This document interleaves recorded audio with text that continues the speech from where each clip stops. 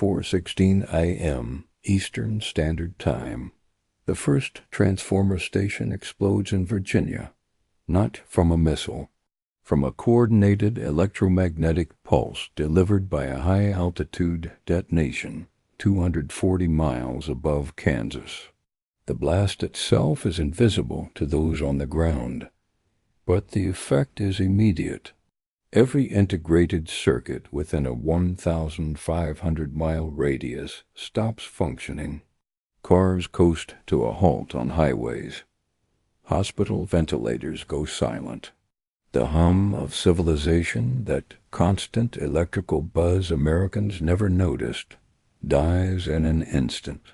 In the darkness, 180 million people wake to a world that has been pulled backward by a century. This is not a drill. This is not a blackout that gets fixed by morning. This is the beginning of the hardest 72 hours in American history. The government knows within 90 seconds. NORA detects the detonation. The Pentagon switches to hardened communication systems designed for exactly this scenario. But the public knows nothing. No alerts reach phones because the phones are dead.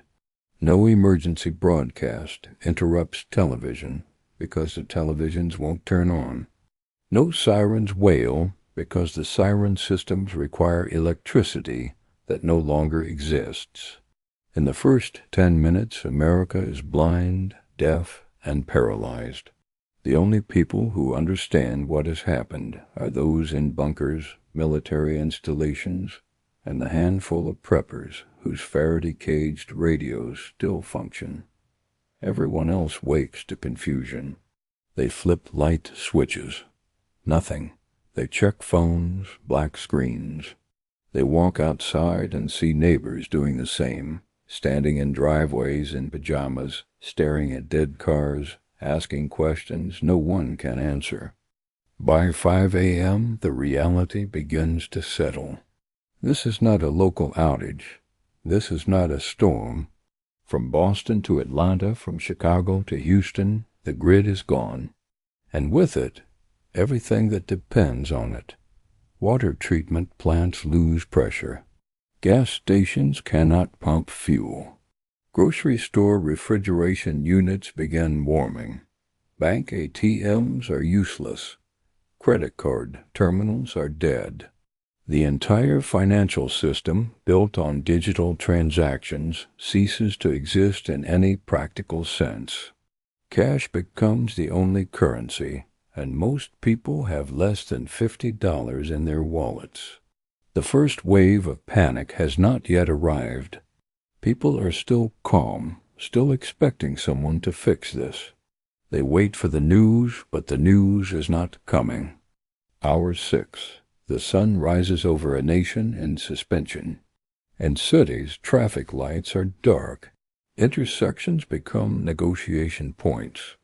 Most people stay home unsure what to do, but some venture out, trying to reach family, trying to find information. They discover that their cars, if manufactured after 2005, will not start. The electronic fuel injection systems are fried. Older vehicles, those with mechanical ignition systems, still run. These become the most valuable machines in America. The few who have them are stopped, questioned, sometimes threatened. By mid-morning, the roads are clogged with abandoned vehicles and desperate pedestrians. The cities are beginning to empty. Those who can walk are walking. Those who cannot are trapped. The government attempts communication through hardened systems. Military radio networks broadcast on emergency frequencies. But fewer than 2% of American households own shortwave radios. The message reaches only those already prepared. The rest hear nothing. Rumors replace information. Some say it was Russia. Others say China. A few insist it was a solar flare, a natural disaster. The truth does not matter. What matters is that the world has stopped, and no one is coming to restart it. By noon, the psychological shift is complete. Denial gives way to fear. Fear gives way to action. The first looting begins in urban centers, not out of malice but desperation. Pharmacies are hit first. Insulin, heart medication, inhalers.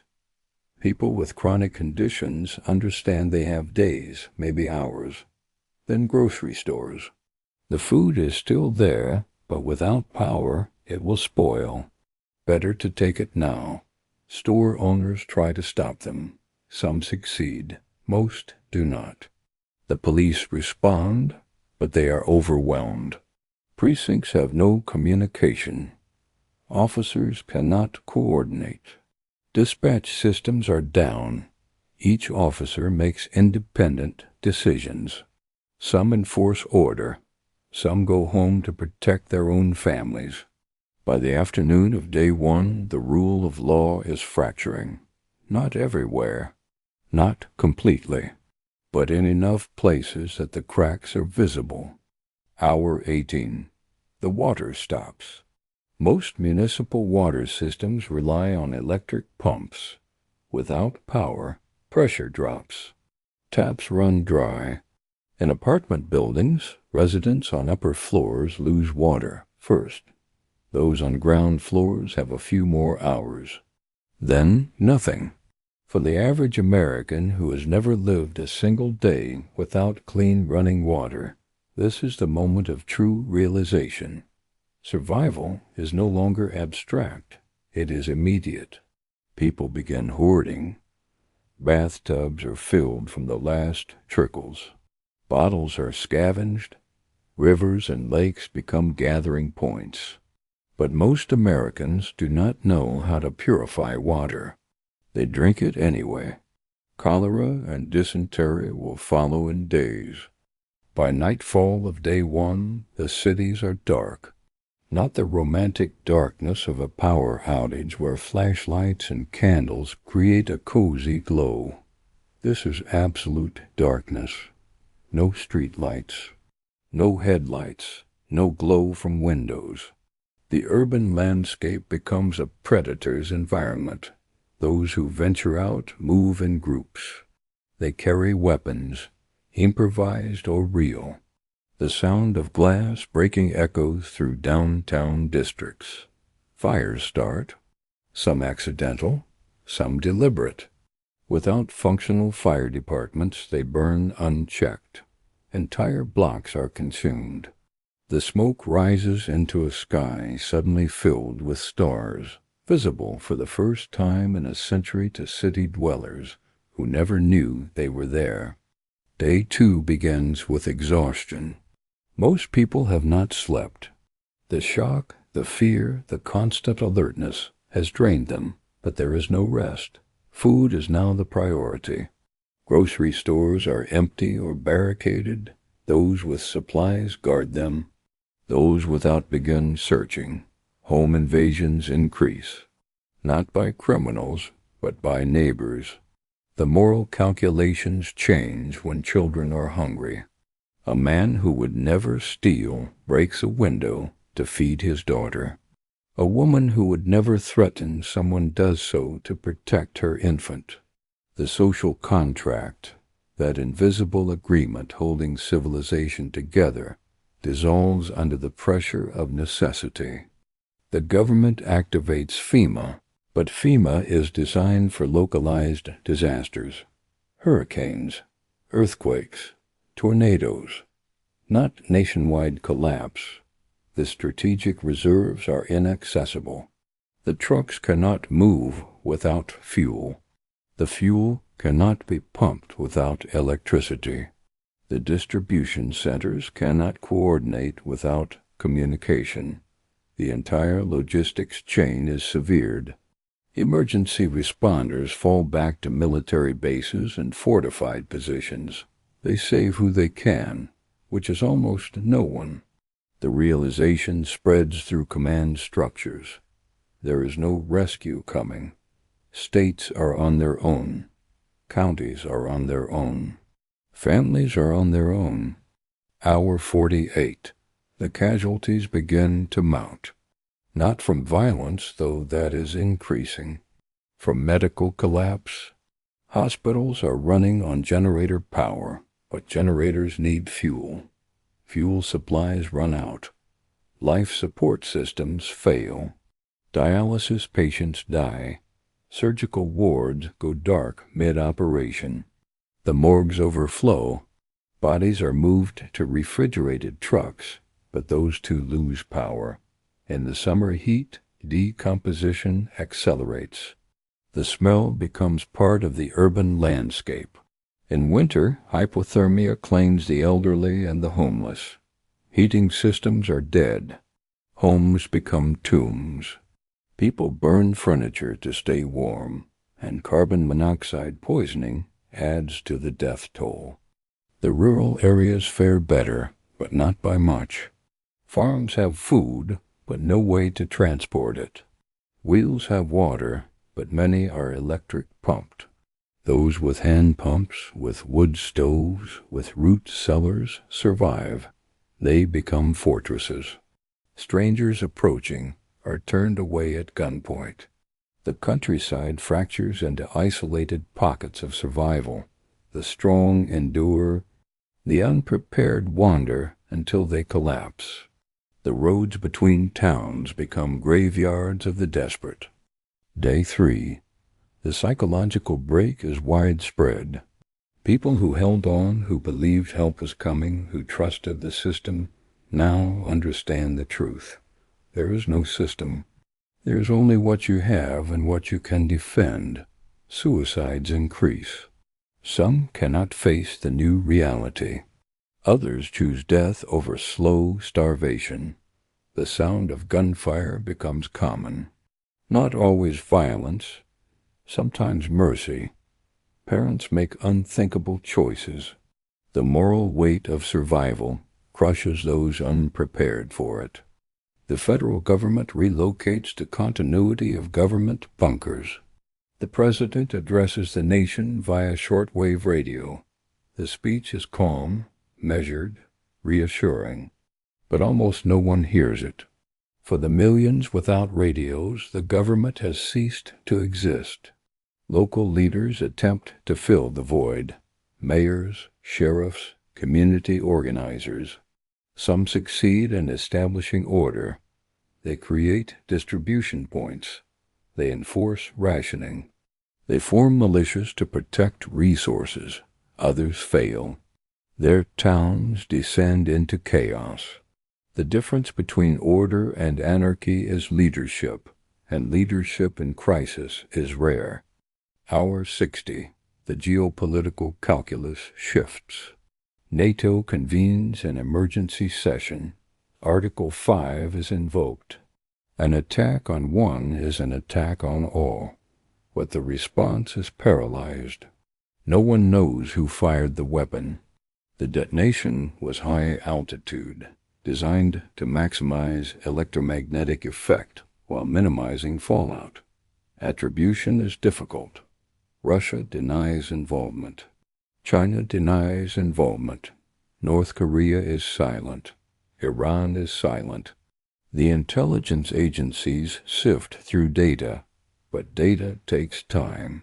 Meanwhile, America is bleeding. Allies offer aid, but aid cannot reach a country with no functioning ports, no air traffic control, no ground transportation network. The offers are symbolic. The reality is isolation. Domestically, the military activates continuity plans. Reserve units are mobilized, but mobilization requires communication and transportation. Both are crippled. Units operate independently. Some commanders declare martial law in their regions. They seize food distribution. They commandeer vehicles. They establish checkpoints. Civilians comply because armed soldiers are the only authority left, but the military is not immune. Soldiers have families. Soldiers desert to protect their own. By the third day, unit cohesion is eroding. The chain of command is breaking. The information void becomes the greatest weapon. Without news, without updates, rumors become reality. One city believes nuclear war has begun. Another believes it was a solar storm. A third believes it is the end times. Religious movements surge. Prophets emerge. Cults form overnight. People desperate for meaning, for explanation, latch onto anyone offering certainty. The rational mind, stressed beyond endurance, seeks comfort in narrative. Any narrative. Hour 72. The first 72 hours end not with resolution, but with grim acceptance. America has not collapsed entirely. Pockets of order remain. Small towns with strong leadership. Military bases with stored supplies. Preppers who saw this coming. But the nation as a unified entity is gone. The United States is now a collection of fragmented territories, each struggling to survive independently. The death toll is incalculable. Estimates range from hundreds of thousands to millions. Not from the blast, from the aftermath, from the chaos, from the lack of insulin, clean water, and hope. The grid will not return in days. Engineers estimate months, perhaps years. The transformers are destroyed. The manufacturing capacity to replace them is overseas. The supply chains are broken. Even if order were restored tomorrow, the infrastructure cannot be rebuilt quickly. America faces a long, dark age. Not permanent, but prolonged. The survivors will adapt. They will learn to live without electricity, without refrigeration, without the conveniences that defined modern life. They will relearn skills forgotten for generations: farming, hunting, water purification, community defense. The soft, comfortable society of the 21st century will harden into something older, something meaner, something closer to the America of 1820 than 2020. The government will eventually reassert control. Regional authorities will consolidate power. Supply lines will reopen slowly, but the trust is gone. The belief that the system protects its citizens, that the state can be relied upon, that safety is guaranteed, has been shattered. The survivors will remember these 72 hours for the rest of their lives. They will remember the hunger, the thirst, the fear. They will remember who helped and who betrayed. They will remember the silence and the screams. And they will teach their children one lesson above all others. Never depend on systems you cannot control. In the bunkers beneath Washington, analysts compose reports. They calculate response options. They plan retaliation. But retaliation changes nothing for the mother in Cleveland who buried her son today. It changes nothing for the farmer in Nebraska who shot a stranger stealing chickens. It changes nothing for the child in Miami who asks why the lights won't turn on. The geopolitical chess game continues, but for the 330 million Americans who lived through the first 72 hours, the game is irrelevant. They are focused on one thing: surviving the next 72. This is not a historical event. This is not a distant possibility. Every technology described exists. Every failure point is documented. The electromagnetic pulse is a known weapon. The grid is vulnerable. The supply chains are fragile. The civil defense infrastructure is absent. Germany rebuilds bunkers because they understand this truth. Switzerland maintains shelters because they learned it long ago. Finland drills its population because they know what America is now learning. Modern civilization is a thin skin stretched over chaos. When that skin tears, what lies beneath is not progress. It is survival. The United States chose not to prepare. It chose to believe that oceans and missiles were enough. It chose to prioritize offense over defense, deterrence over resilience. It chose to assume that catastrophe would always happen elsewhere, to someone else, in some other era. The first 72 hours proved that assumption wrong.